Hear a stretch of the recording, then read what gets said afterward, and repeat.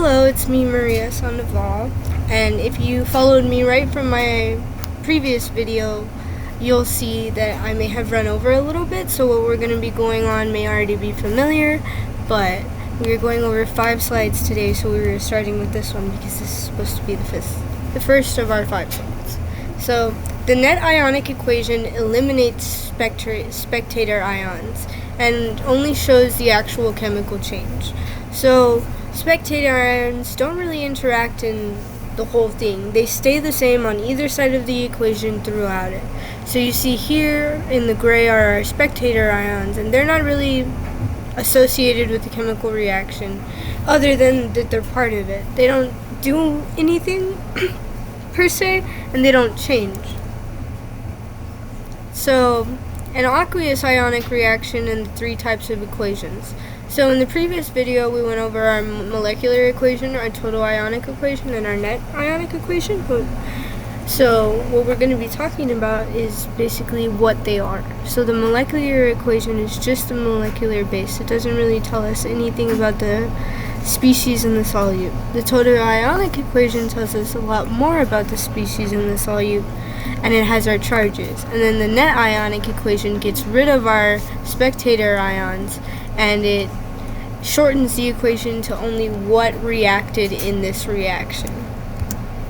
And you'll see that in there. So, in the precipitation reactions, we're talking about what happened earlier in the previous video, how we saw the aqueous solutions reacted and actually made a solid and an aqueous solution. So that's a precipitation reaction. Sorry, my puppy. In a precipitation reaction, 2 soluble ionic compounds react to give insoluble products called a precipitate. The precipitate forms through the net removal of ions from the solution. It is possible for more than one precipitate to form in such a reaction. So here we're looking at the precipitation of calcium fluoride. So this is the chemical equation for it, but you can see how we're building up a solid at the bottom from our aqueous solutions that I've mixed. Moving on, we're talking about the precipitation of PbL2, which is a metastasis reaction. Precipitation reactions are also called double displacement reactions or metastasis. Ions exchange partners and precipitates form, and a precipitate forms.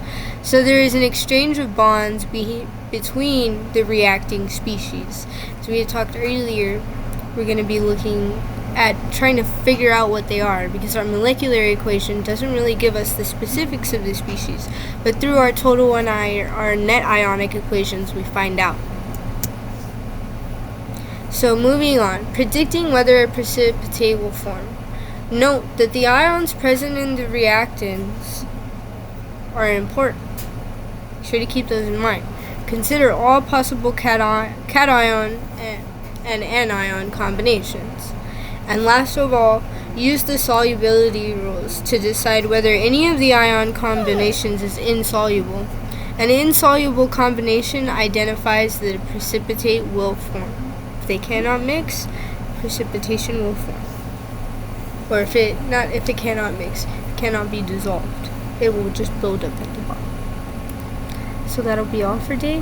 Thank you so much for coming and listening to my presentation. I hope you learned a lot, because I also learn a lot every time I do one of these videos.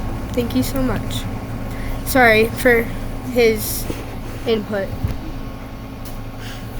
Have a good day.